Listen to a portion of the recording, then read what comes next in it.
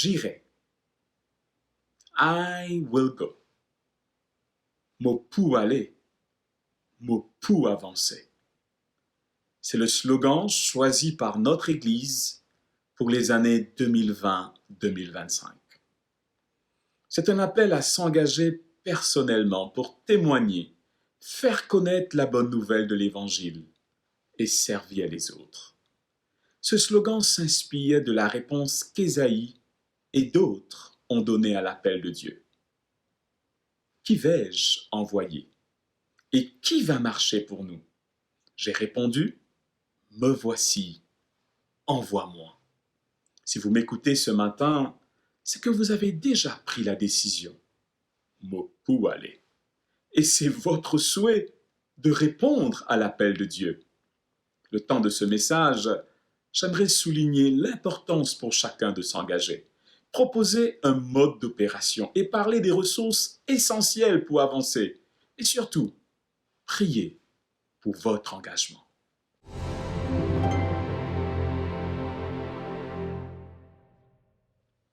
Prenons un moment pour parler de l'importance de l'engagement de chacun. Nous vivons à une époque où la technologie nous permet d'atteindre un grand nombre de personnes en un seul clic. Un sermon sur les signes des temps, prêché par AWR International, a été vu en 2020 par presque 800 000 personnes sur YouTube. Impressionnant, n'est-ce pas?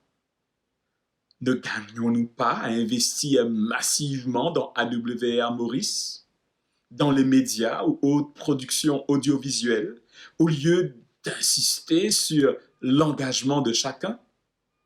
Ce serait une stratégie intéressante, peut-être nécessaire, mais elle est malheureusement limitée. Si nous voulons que le plus grand nombre reçoive et accepte le message de l'Évangile, il faut faire bien plus que l'annoncer. Il faut le vivre et répondre aux besoins des personnes. Un prédicateur percutant, un système de communication performant ne peuvent remplacer le témoignage et le service individuel que chacun peut rendre.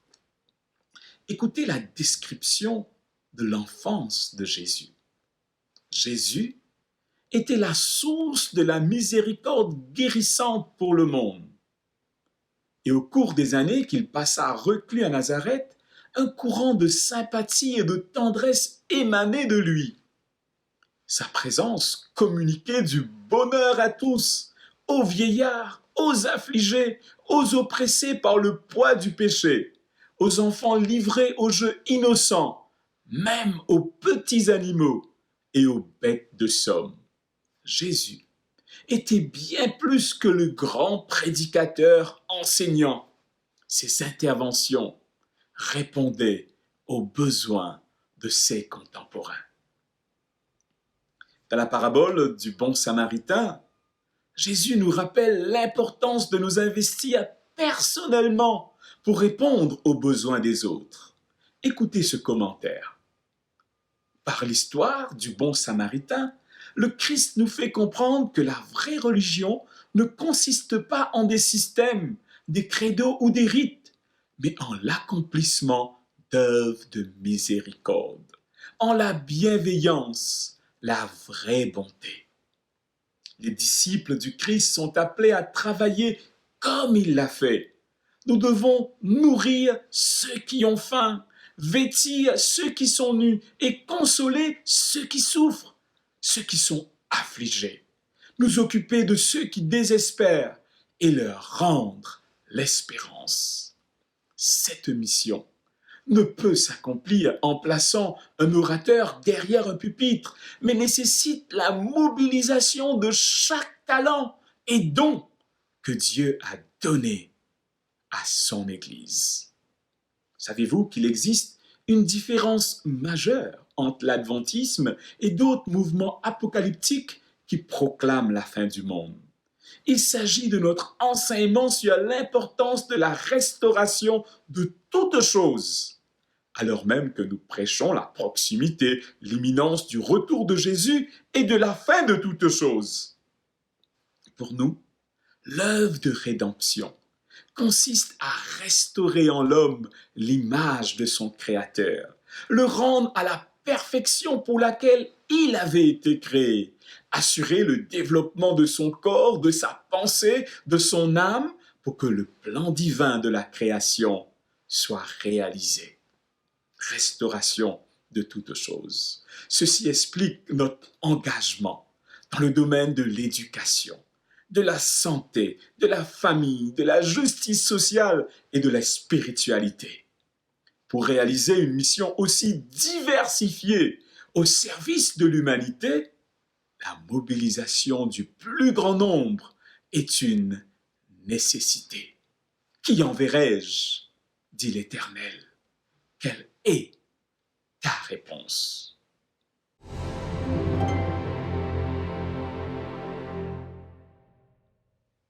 Nous avons tous notre petite idée sur la manière de répondre à l'appel de Dieu. Nous le ferons dans les jours et les semaines à venir. Mais si vous n'êtes pas un employé de l'Église à plein temps, vous partagez un défi commun. Conciliez votre engagement envers la mission et vos obligations professionnelles, familiales et en tant qu'étudiant. Pas toujours facile de trouver le bon équilibre.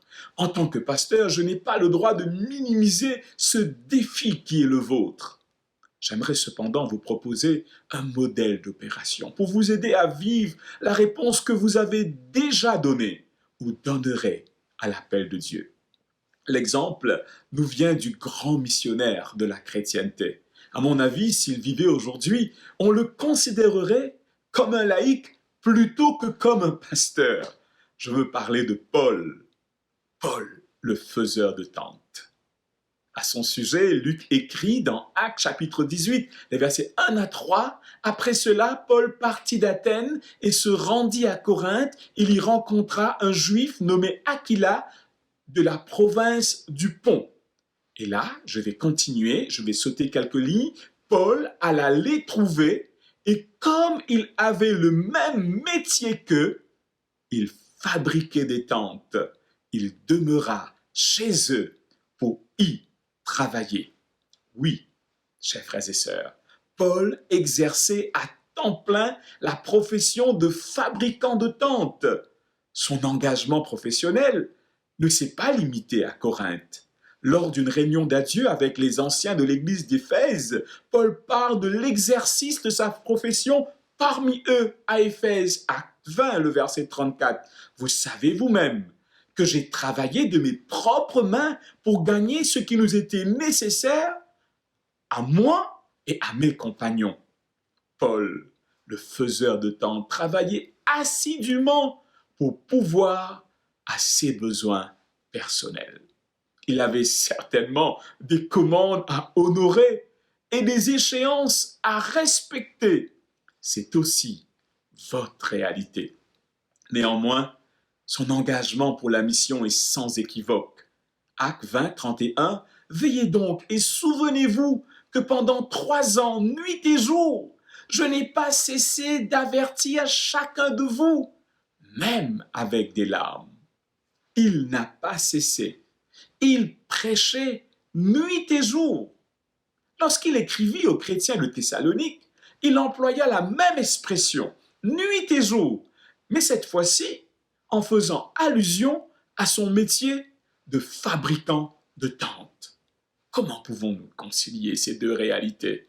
Prêcher nuit et jour et travailler nuit et jour, c'est le défi de tous ceux qui répondent à l'appel de Dieu. La seule explication possible est que lorsqu'il travaillait dans son atelier, il partageait simultanément la bonne nouvelle. Ceci pourrait expliquer la présence de certains accessoires lorsque Paul annonçait l'évangile. Actes 19, 11 et 12, Dieu accomplissait des miracles extraordinaires par l'intermédiaire de Paul. Et le texte nous parle de mouchoirs et de tabliers. Oui, chers amis, mouchoirs et tabliers faisaient partie de la tenue habituelle de Paul en tant que faiseur de tentes. Pendant la sieste méditerranéenne, les heures du milieu de la journée, Paul déposait à ses côtés ses accessoires de travail pour partager la parole et prier pour ses clients et d'autres personnes qui passaient devant son atelier. Il était le prédicateur en tenue d'ouvrier. C'était le mode opératoire par excellence du plus grand missionnaire de l'histoire chrétienne. Certes, je vous encourage à consacrer du temps, plus de temps, en dehors de vos heures de travail pour témoigner, pour partager la bonne nouvelle et servir. Cependant, comme engagement de base, soyez des missionnaires en uniforme, en veste ou blouson, en uniforme d'étudiant. Faites de cela votre mode d'opération. Et ainsi, vous vivrez le message, l'appel que vous avez répondu. Qui enverrai-je, dit l'Éternel. Quelle est ta réponse?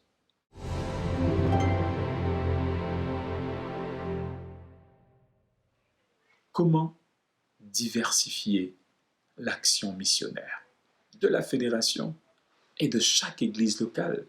Comment transformerons-nous notre lieu de travail, la cour de récréation ou notre quartier en un champ missionnaire? L'expérience d'un groupe de femmes rapportée dans les évangiles pourrait nous éclairer. Luc, le chapitre 8, les versets 1 à 3, introduit la période de la mission de Jésus avant qu'il ne se rende à Jérusalem pour être arrêté et mis à mort. Cette phase de son ministère fut très intense. Jésus alla dans les villes et les villages pour y prêcher et annoncer la bonne nouvelle du royaume. Pour y parvenir, Jésus compta sur ses 12 disciples et dépendit d'un groupe de femmes. Ces femmes avaient deux qualités exceptionnelles. Elles étaient des femmes spirituelles et utilisaient ce qu'elles avaient pour soutenir Jésus et la mission. L'engagement de ces femmes était fondé sur une expérience spirituelle. Elles avaient été délivrées. Elles avaient connu et apprécié l'intervention de Dieu dans leur vie et elles marchaient avec Jésus. Cette forme de spiritualité est la clé pour vivre l'engagement auquel Dieu nous appelle. C'est uniquement grâce à notre relation spirituelle avec le Christ que nous serons en mesure d'accomplir l'œuvre de restauration physique, mentale et spirituelle dont la société a besoin.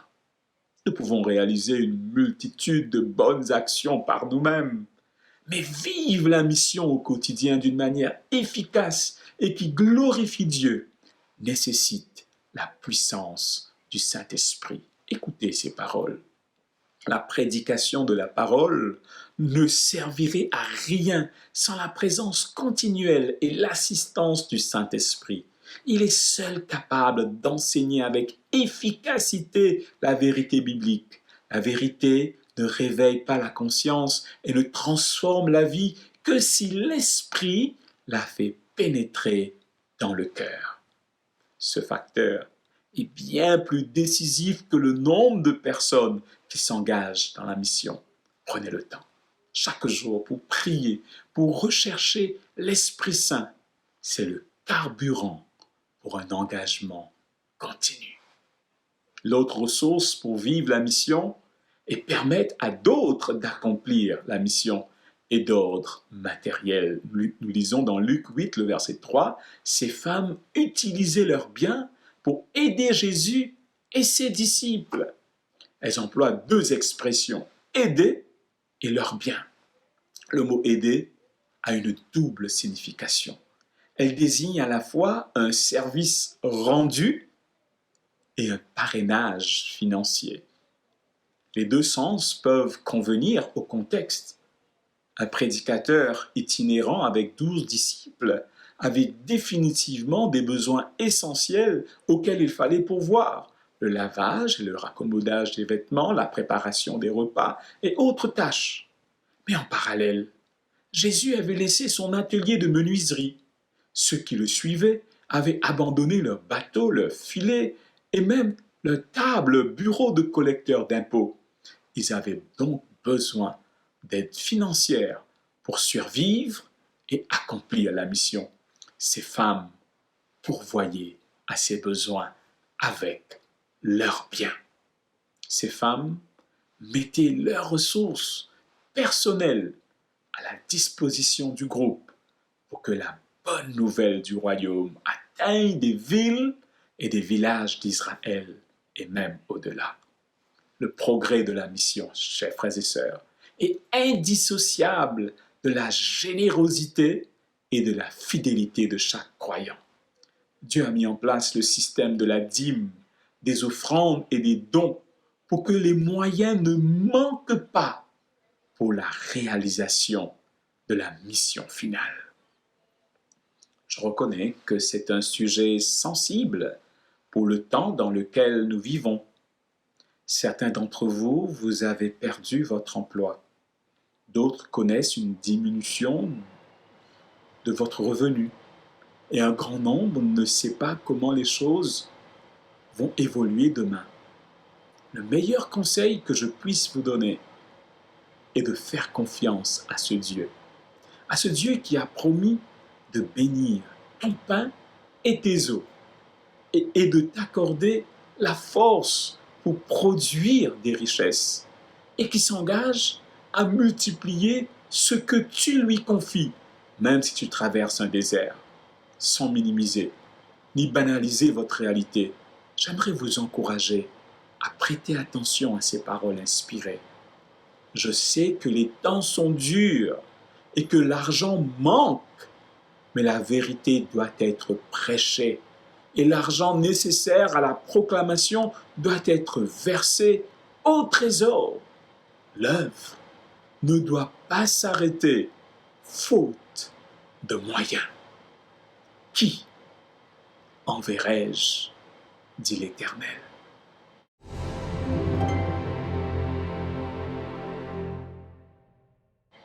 Qui enverrai-je, dit l'Éternel. J'écris ce message le jour de la célébration de la naissance de Martin Luther King, l'homme qui a eu un rêve pour son pays, les États-Unis d'Amérique. En ce jour, je me permets aussi de rêver pour l'Église du diocèse adventiste de Maurice. Je rêve d'une Église en marche, composée d'hommes et de femmes, d'aînés, de jeunes et d'enfants qui vivent le slogan « Mopu avancé, j'irai ». S'il y a une image qui me vient à l'esprit en cet instant, c'est celle d'une ruche d'abeilles en activité. C'est ainsi que je vois l'Église de Maurice. Je suis captivé et inspiré par la description de l'Église de San Francisco qui a été faite en 1906. Nos frères et sœurs qui habitent cette ville, San Francisco, ont entrepris des actions chrétiennes dans plusieurs domaines. Ceci comprend la visite des malades et des nécessiteux, trouver des maisons d'accueil pour les orphelins, aider les sans-emploi à trouver du travail, s'occuper des malades, enseigner la vérité de maison en maison, distribuer des publications, donner des cours de style de vie saine et de soins pour les malades, une école pour les enfants fonctionner dans le sous-sol du lieu de réunion.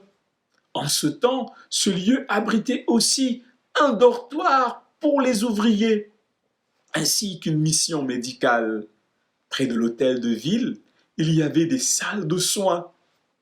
Dans ce même endroit se trouvait aussi un magasin proposant des produits de santé. Plus près du centre-ville se trouvait un restaurant végétarien qui ouvrait 6 jours par semaine et qui était fermé le sabbat. Sur le front de mer, le bateau missionnaire accomplissait son travail. Plusieurs fois, les pasteurs conduisirent des réunions dans les grandes salles de la ville. Et écoutez ceci. Ainsi, le message d'avertissement atteignit un grand nombre de personnes. Cette Église l'église de San Francisco était une véritable ruche d'abeilles pour accomplir la mission. Elle était composée d'hommes et de femmes spirituels disposés à mettre leurs ressources variées au service de l'Évangile. Oui, oui, j'aimerais voir cette église située à rue Marianne à Maillebourg, celle qui se trouve à Route Royale Beaubassin, rue Édith Cavell à Port-Louis, à la ferme à Bambou, à Côte-au-Raffin à La Golette, à rue Palmerston à Phoenix, à la Caverne, à Vaqua, à la Pérouse au Coulé, à rue Paul Badeau à Rosil, celle de Port-Maturin et de la Ferme et toutes les autres, du nord au sud et de l'est à l'ouest, transformées en de véritables ruches d'abeilles pour accomplir la mission finale et transformer la société mauricienne. C'est mon rêve. C'est mon rêve et j'ose croire que c'est le projet de Dieu pour son Église. Qui enverrai-je, dit l'Éternel? Quelle est ta réponse?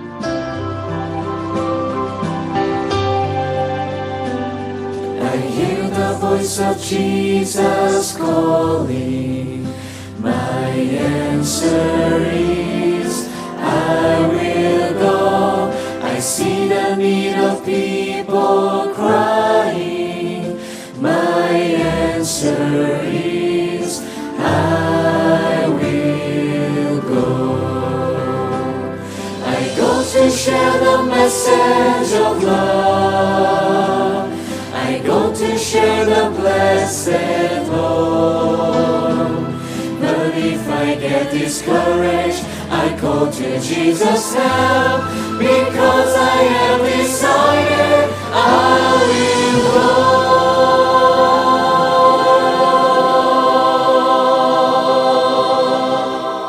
Je vous invite à vous joindre à moi pour une prière de consécration et d'engagement. Prions le Seigneur. Dieu notre Père, merci pour le salut que nous avons reçu en Jésus. Merci parce que tu as tout quitté, tu as tout sacrifié pour nous sauver. Ton ministère, ton sacrifice nous inspire en cet instant. Merci pour l'appel que tu nous as lancé ce matin à nouveau, de participer, de collaborer avec toi dans la mission de salut pour la planète Terre. Grand Dieu, nous voulons répondre à cet appel. Merci de nous accepter comme tes partenaires.